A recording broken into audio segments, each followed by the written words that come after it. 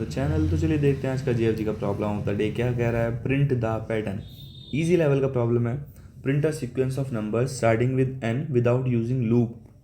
सबसे पहली main condition है हमें लूप यूज़ नहीं करना है। क्वेश्चन आजकल इजी आ रहे हैं लेकिन क्या हम लूप यूज़ नहीं कर सकते, ऐसे इंक्रीमेंट नहीं कर सकते, ये नहीं कर सकते, वो नहीं कर सकते, ये कंडीशंस हैं। ठीक है। और हमें पैटर्न क्या है, पैटर्न ये है कि लाइक हमें कोई नंबर दे रहा है 16। ठीक है। तो हमें क्या करना है, 16 हमें एक वेक्टर लेना है। ठीक है। उसमें 16 को डालना है। फिर उसमें 16 माइनस 5 करके कितना हो जाएगा, 11 को डालना है।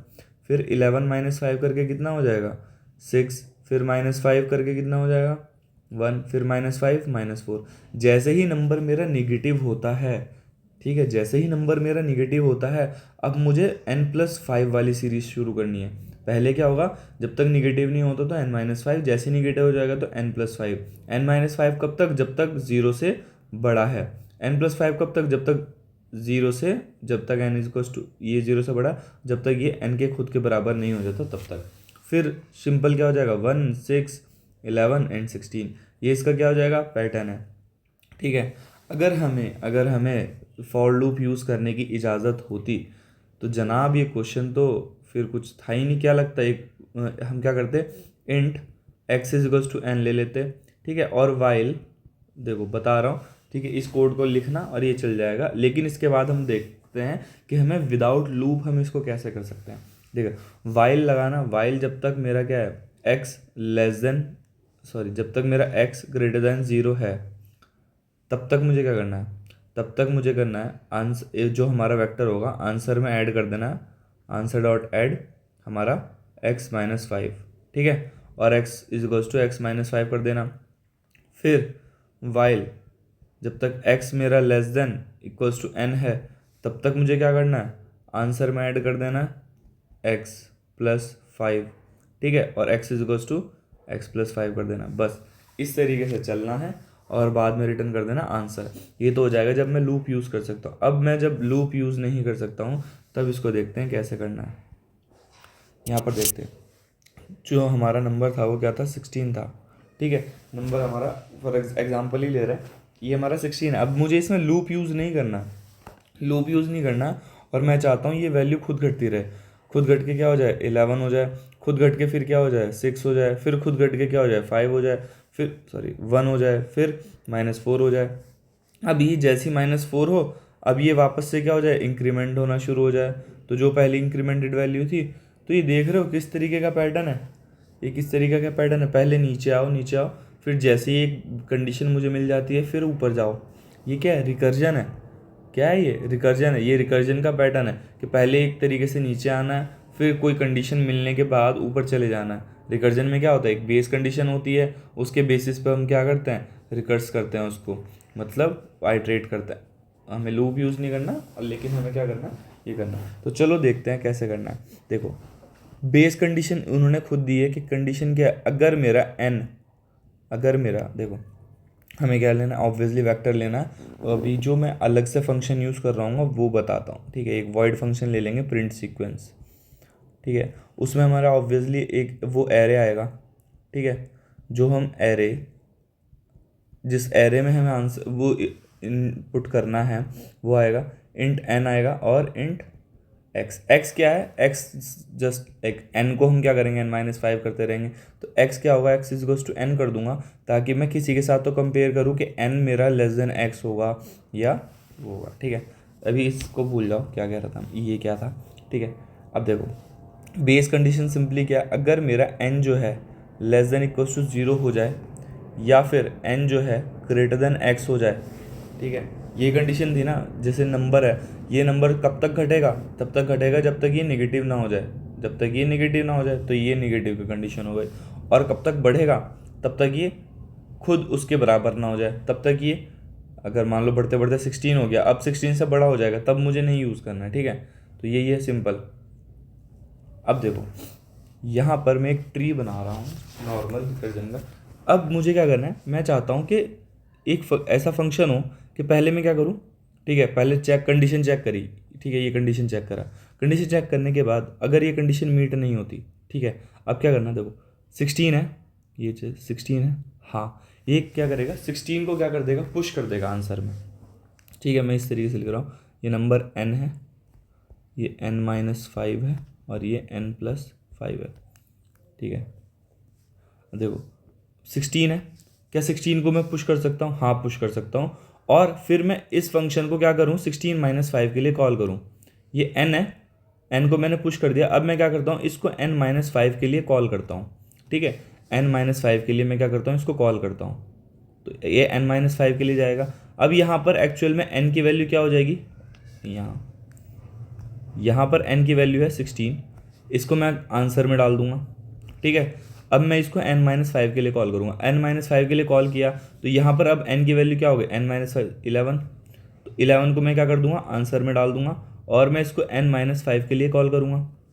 n-5 के लिए कॉल करा, ये अलग, जैसे ही दोबारा रिकर्जन कॉल होता है ना, तो ये अलग फंक्शन बन जाता है, ये अलग फंक्शन है, ये अलग स्टैक, मतलब स्टैक में ये एक वैल्यू है, ये एक वैल्यू है, इस वैल्यू में n की, इस स्टैक की वैल्यू पे n की वैल्यू 11 है, यहाँ पर n की वैल्यू 16 है। ठीक है, तो इसलिए बता रहा हूँ, क्योंकि जब हम वापस आएँ तो समझना आसान रहे।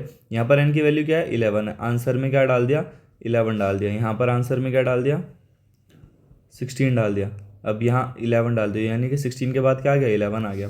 ठीक है, अब मैं इसको क्या करूँगा, फिर से n-5 के लिए कॉल करा, n-5 के लिए कॉल करा, तो n की वैल्यू अभी यहाँ पर क्या हो गई, 6 हो गई, आंसर में क्या डाल दिया, आंसर में वैल्यू आ जाएगी, आंसर में 16, 11, 6।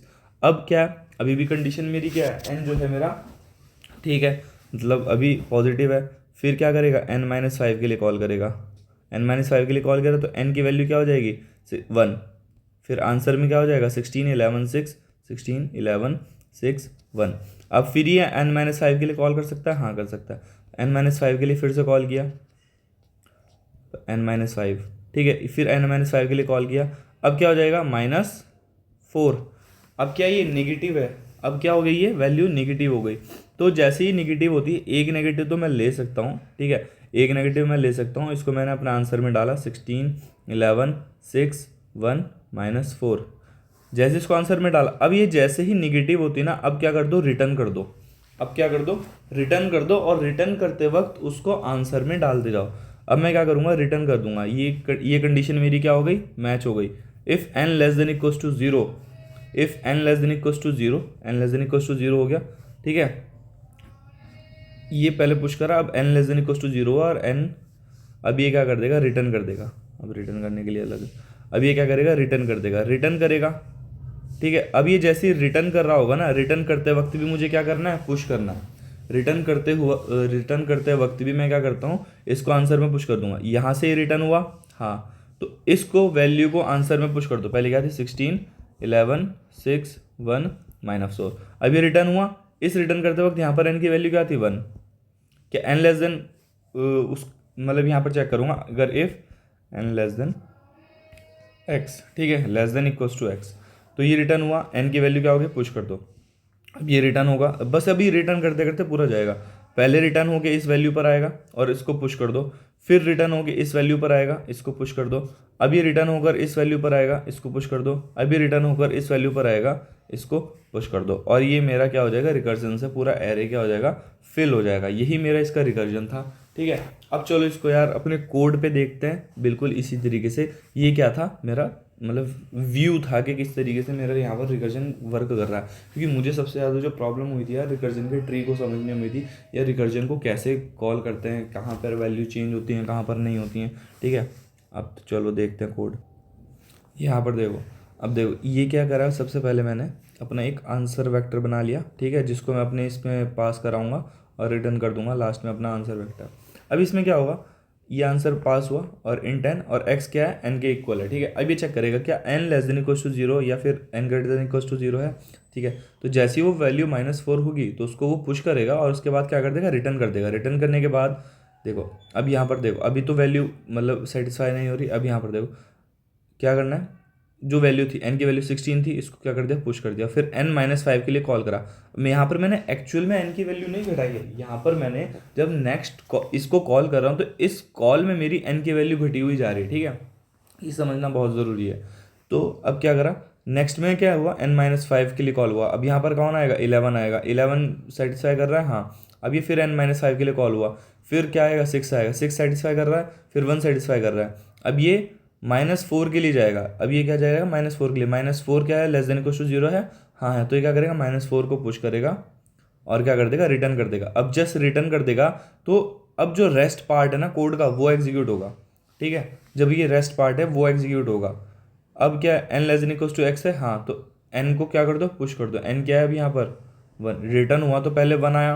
अब n की वैल्यू जब ये रिटर्न होगा फिर से, अब अपने जैसे ये आया इस तरीके से था ना, यहाँ पर -4 हुआ, अब ये ऊपर जाएगा तो यहाँ पर क्या था, 1 था, यहाँ पर क्या था 6, यहाँ पर क्या 11, यहाँ पर क्या 16, तो ये -4 का एग्जीक्यूट हो गया। अब ये रिटर्न हुआ तो 1 पे आया, 1 को पुश कर दिया, रिटर्न हुआ तो 6 पे आया, 6 को पुश कर दिया, रिटर्न हुआ तो 11 पे आया, 11 को पुश कर दिया, रिटर्न हुआ तो 16 पे आया, और 16 को क्या कर दिया, पुश कर दिया, ठीक है। इस तरीके से इसका रिकर्जन कॉल हुआ। अब चलो इसको सबमिट करके देखते हैं।